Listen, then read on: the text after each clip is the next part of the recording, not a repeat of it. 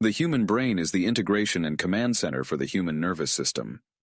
It receives signals from the body's sensory organs and outputs information to the muscles. The central nervous system consists of the brain and the spinal cord. The brain can be divided into the cerebrum, cerebellum, and the brain stem. The cerebral hemispheres form the superior part of the brain. Together, they account for about 83% of total brain mass and are the most conspicuous parts of an intact brain. The median longitudinal fissure separates the cerebral hemispheres.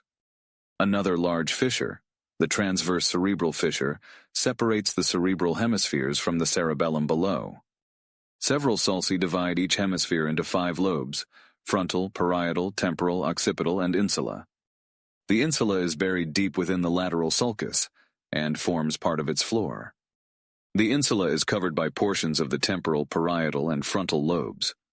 Each cerebral hemisphere has 3 basic regions: a superficial cortex of gray matter, which looks gray in fresh brain tissue, internal white matter, and basal nuclei, islands of gray matter situated deep within the white matter.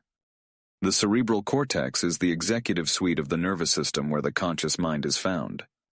It enables us to be aware of ourselves and our sensations, to communicate, remember, and understand, and to initiate voluntary movements.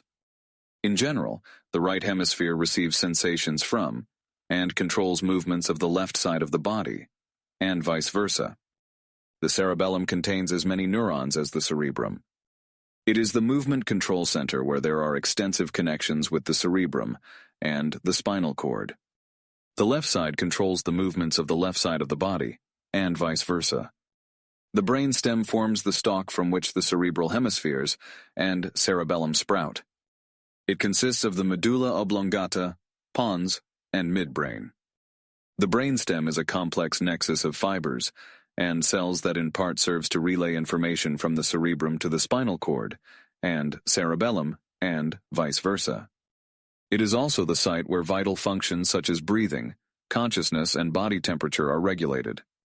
The spinal cord is encased in the bony vertebral column and attached to the brainstem.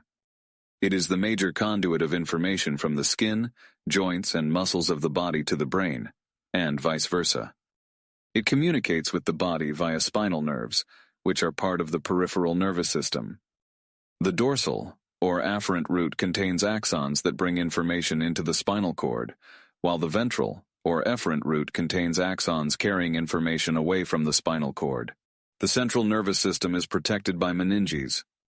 There are 3 types of membranes: dura mater, arachnoid mater, and pia mater. The dura mater is a tough inelastic bag that surrounds the brain and spinal cord. The arachnoid membrane's appearance and consistency resemble a spider web, and pia mater is a thin membrane that adheres closely to the surface of the brain. The ventricular system is the fluid-filled caverns and canals inside the brain. The cerebrospinal fluid is produced by the choroid plexus in the ventricles of the cerebral hemispheres. Here are some important brain structures that are associated with the ventricular system. The cerebral cortex and basal telencephalon are located near the lateral ventricles. The third ventricle contains the thalamus and the hypothalamus. The cerebral aqueduct is related to the tectum and midbrain tegmentum.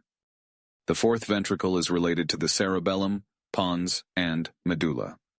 The blood-brain barrier is a separation of circulating blood from the brain's extracellular fluid in the central nervous system. It occurs along all capillaries and consists of tight junctions around the capillaries that do not exist in normal circulation. Endothelial cells restrict the diffusion of microscopic objects and large or hydrophilic molecules into the cerebrospinal fluid, while allowing the diffusion of small hydrophobic molecules such as oxygen, carbon dioxide, and hormones. The cells of the barrier actively transport metabolic products such as glucose across the barrier with specific proteins. If you like this video, please hit the like button below and subscribe to my channel to see more videos in future. Thank you for watching. Bye.